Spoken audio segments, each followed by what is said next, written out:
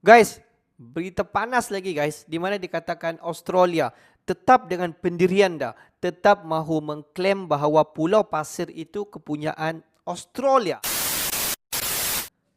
Hello guys, bismillahirrahmanirrahim. Assalamualaikum warahmatullahi wabarakatuh. Allahumma salli ala sayyidina Muhammad wa ala ali sayyidina Muhammad. Guys, selamat datang ke Musa Channel. Ini adalah channel YouTube aku guys, Musa bin Muhammad Dadin Channel.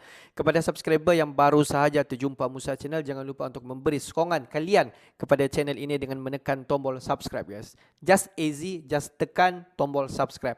Klik sekarang, please klik. Okay, that's good. Terima kasih guys. Dan seperti biasa, kepada subscriber yang telah pun memberi sokongan kepada Musa Channel, aku mengucapkan ribuan terima kasih guys. Kalian memang gratis dan aku sentiasa mendoakan agar semua kalian di luar sana diberikan kesihatan, dibukakan pintu-pintu rezeki, dihindarkan, dijauhkan daripada segala malapetaka. Guys, seperti biasa hari ini kita akan buat sedikit lagi video reaction di channel Bagi-Bagi. Dan kalau kita tengok judul video yang kita akan react hari ini dikatakan Australia tetap dengan pendirian dia. Di mana Australia tetap mengklaim bahawa di mana Australia tetap dengan pendirian dia, tetap mengklaim bahawa Pulau Pasir itu kepunyaan hak milik Australia guys. Wow, adakah ini benar guys? Apa-apa pun jom kita semak dulu video ini. Seperti biasa di hujung nanti baru kita akan bagi sedikit kita punya respon mengenai berita ini. Apa-apa pun jom semak video ini guys. Halo sahabat Bagi-Bagi. Konflik Indonesia dengan Australia semakin panas. Pertahanan kedaulatan Indonesia di Pulau Pasir terus dicaplok Australia, padahal tidak ada persetujuan dari Indonesia. Perlu kebijakan perpu ya perpu saya keluarkan untuk menangani negara, tanggung jawab kita pada 267 juta rakyat kita. Saya jengkelnya di situ. Memang menyangkut Pulau Pasir kan perlu katakan bahwa sebenarnya baru pada tahun 1997 mantan Menlu Ali Alatas menandatanganinya secara resmi dan mengakui bahwa itu adalah bagian daripada Australia. Sebelum 1997 hanya berdasarkan kepada MOU saja. MOU yang mengatur tentang fishing rights atau mengatur tentang nelayan-nelayan yang masuk dan keluar di Pulau Pasir seperti itu. Semua kebijakan itu pasti untuk kebaikan negara, pasti untuk kebaikan rakyat. Ini bentuk law enforcement yang kita tunjukkan bahwa kita ini tidak main-main. Oleh sebab itu, yang paling serem ya ditenggelamkan. Kita mulai.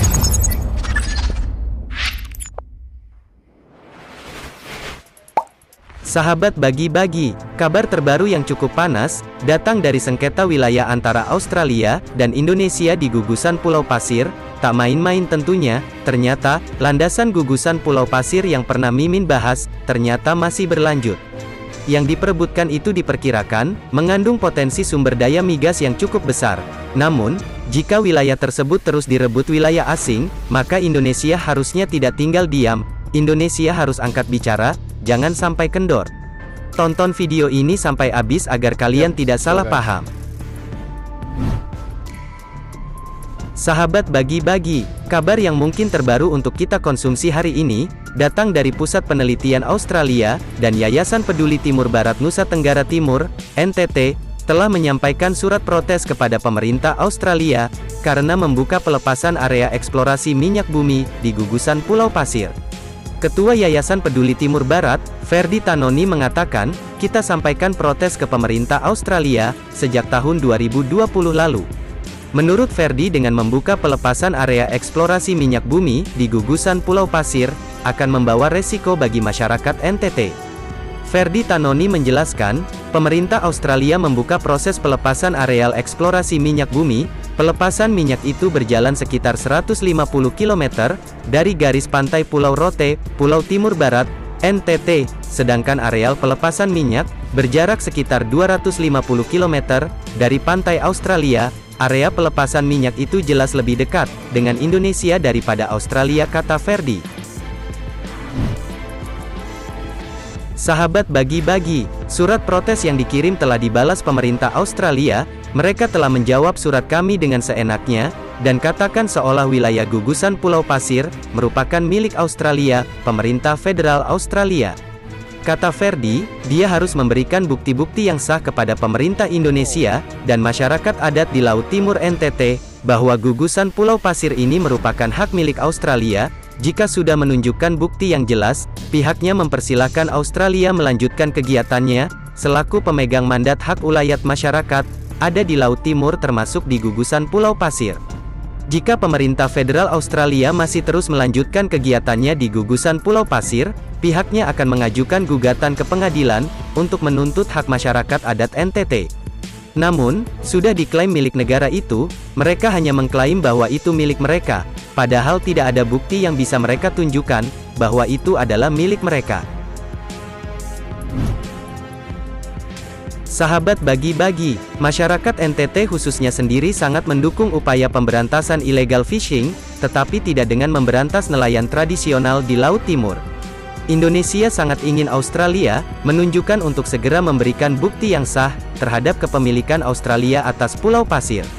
Australia tidak memberikan bukti yang sah atas kepemilikan gugusan Pulau Pasir Ashmore and Cartier Island.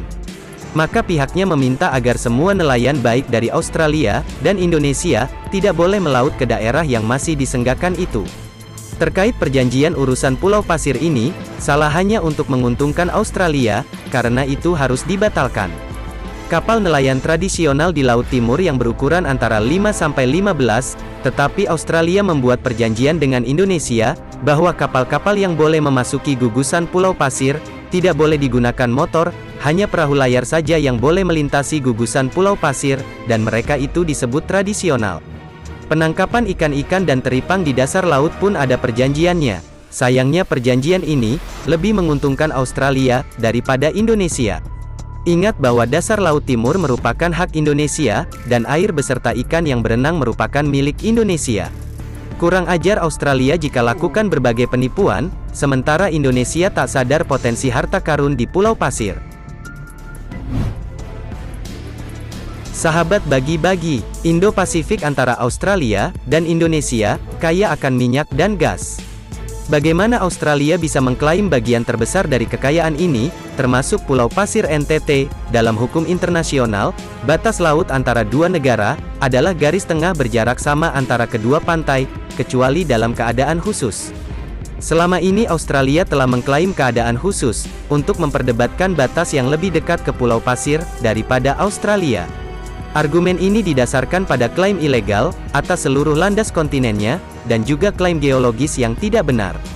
Bahwa dua landas saling berhadapan di atas paling timur yang dekat dengan pantai NTT, penipuan ini dirancang ketika Anthony Albanese, menjadi Perdana Menteri, di pemerintahan koalisi Australia.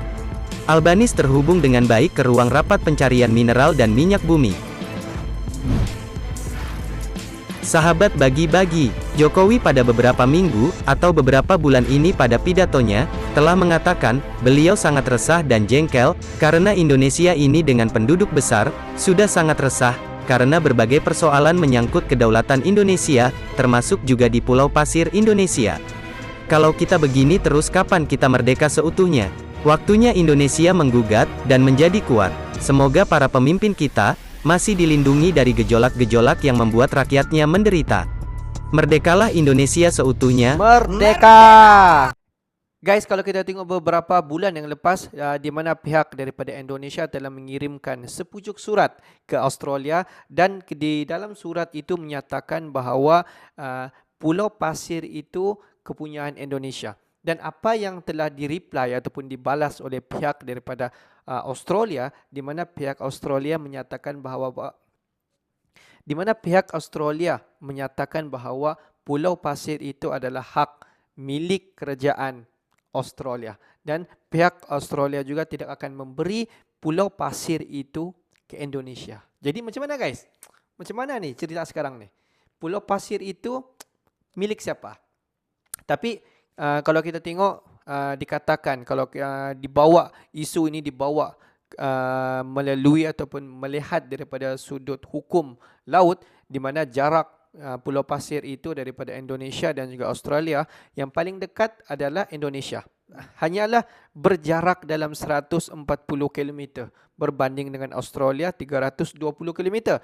Dan kalau kita tengok apa yang ada di Pulau Pasir itu, kebanyakan dia orang-orang ataupun masyarakat daripada Indonesia yang menggunakan di Pulau Pasir itu. Walaupun kalau kita tengok Pulau Pasir itu tiada apa-apa. Apa yang ada di sana hanyalah kekayaan sumber alam, ikan, minyak, gas dan banyak lagi lah kekayaan sumber alam. That's why lah kenapa pihak Australia mahu mengklaim Pulau Pasir itu adalah masuk di jajaran Australia. Okeylah guys, untuk hari ini sampai di sini saja sedikit information daripada Musa Channel. Apa-apa pun kita just waiting daripada berita seterusnya. Milik siapakah sebenarnya Pulau Pasir? Okeylah guys, untuk hari ini sampai di sini saja. Kepada subscriber, kepada viewer-viewer di luar sana yang menonton video ini sampai habis, aku mengucapkan ribuan terima kasih guys. Akhir kata daripada Musa Channel, thanks for watching my video. Assalamualaikum warahmatullahi wabarakatuh. See you the next video guys.